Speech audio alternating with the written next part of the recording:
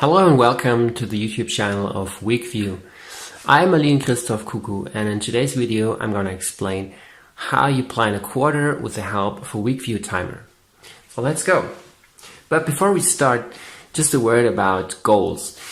When you plan, you have to have goals, of course. And quarterly goals derive from yearly goals, and yearly goals in turn derive from life goals. So that sounds big, doesn't it? Life goals, that's an intriguing topic, which I don't have to expound on in this video, but I just want to pick 3 different life goals and derive yearly goals and quarterly goals, just as an example. You can fill in your own life goals here. So let's get started.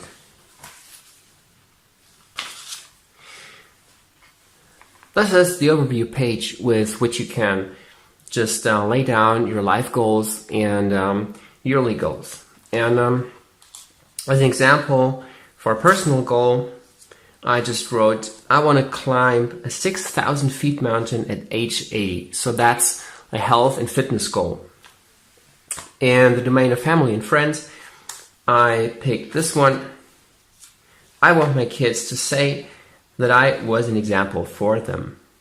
And finally, the work arena, I want to have published 1 book in each domain of my field.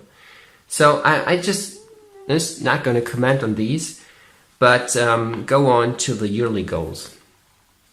So in the personal arena, you gotta just concretize things from the life goals to the yearly level. And I did it this way: work out 3 times a week and sleep 7.5 hours regularly. Family and friends arena, I formulated this like this: I want my words and deeds to be congruent. And in the field of work, as follows: I want the outline for my PhD thesis to be finished. Alright, so if you consider these 3 goals, you'll see some differences instantly. The only classical goal is this one. This one is a SMART goal. So SMART, that's an acronym for specific, measurable, attractive, realistic, and time sensitive.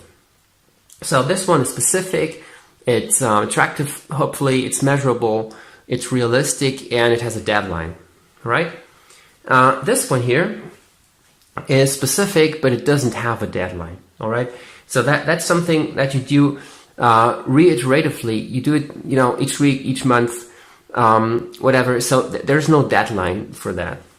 And this one in the middle is neither specific nor is it time sensitive. It's a resolution, and resolutions are important as well, like goals. And how you deal with resolutions, I'm going to tell you in a minute. All right, so after you have fixed your yearly goals, you can go on to break them down into quarterly goals. And therefore you have this quarterly plans overview page. So I just took over the goals from the yearly arena into the quarterly one. And now you gotta think how you can break down those yearly goals into manageable quarterly goals. For the work one, I said, well, okay, I'm going to write some essays in order to learn about the most important questions in my field. And maybe I just thought it's realistic to write 6 essays per quarter. Here, I want to just give you a tip. Don't do too much. Don't overload yourself. Do just a little less and keep some space, keep some air. So when you manage to do what you've envisaged, you gotta be much more motivated, and there's a chance you do even more, and that motivates you even more. So it's never good to do too much or to try to do too much and then fail. That creates a sense of failure. but to do less, okay? The personal level, I just copied the goal here because there's nothing to break down.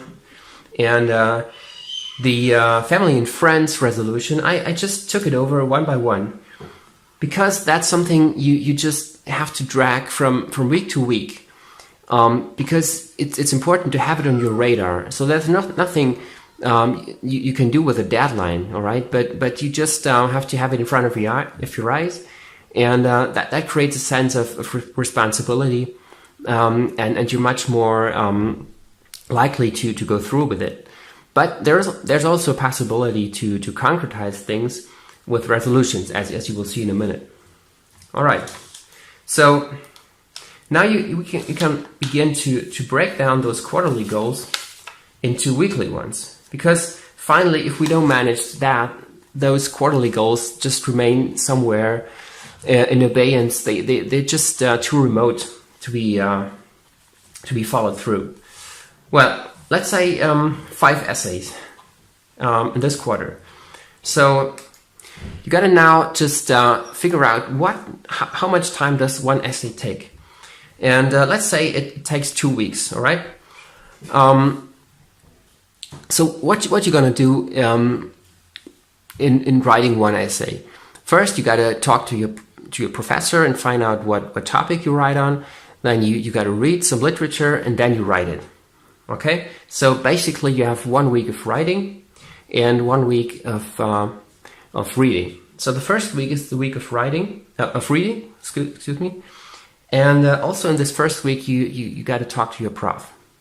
So you got those little symbols here, which help you just have on your radar which items you have to heed. And in this case, it's a conversation, right? So you put the conversation right here, okay?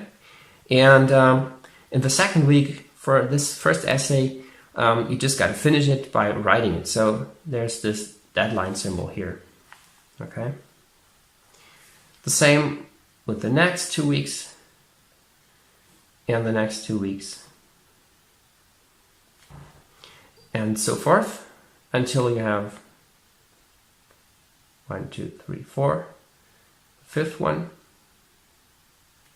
Okay, and then you got some space here in the back, which helps you fill in if you have more time. You can do one more essay, or just take 2 weeks off, or whatever. In any case, it's better to have that than to cram the whole quarter full of tasks which you don't manage to do them all. Okay, and with these tasks laid down, you can go into your weekly overview and just lay them down. If you know that there's a talk to your prof due, then you put this as a prio A.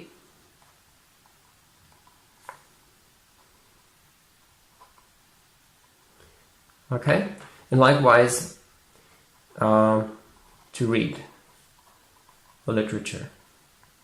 Okay, and likewise with the other weeks. Now let's go to the next arena, which is family life. Well, there's this resolution here.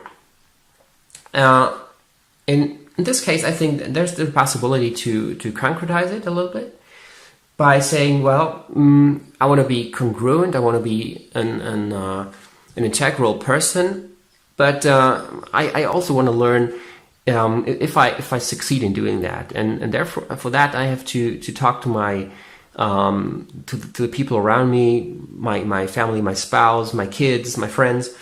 So feedback talks could be one good thing to schedule. So let's say realistic thing is to have one feedback talk per month. So you put one here, you put one here, and you put one here. All right. So you got three of them in this quarter. And the last arena, it's a personal one.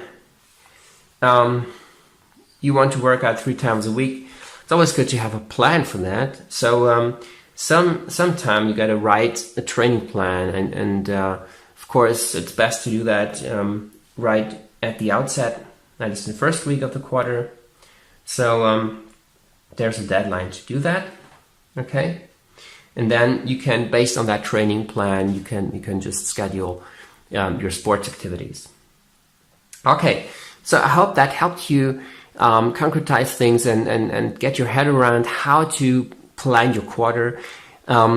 If it helped you, if you liked it, just give us a thumbs up, or even better, subscribe to the channel. Thanks for watching. See you next time. I'm Alin.